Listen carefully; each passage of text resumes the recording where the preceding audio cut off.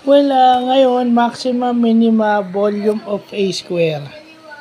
So, ito yung parang diagonal siya, pero ang figure na ginagamit is square, volume ng square. So, ibig sabihin, yung space na ino-occupy ng figure, kaya ang unit nito is naka-raise sa 3, cube.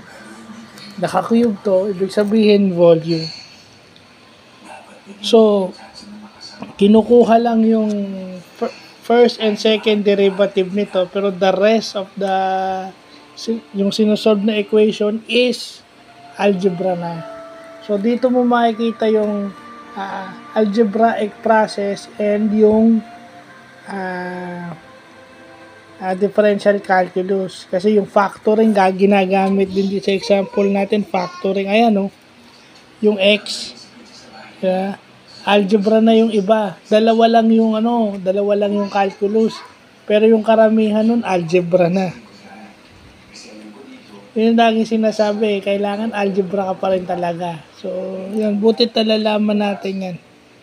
So, yun lang po.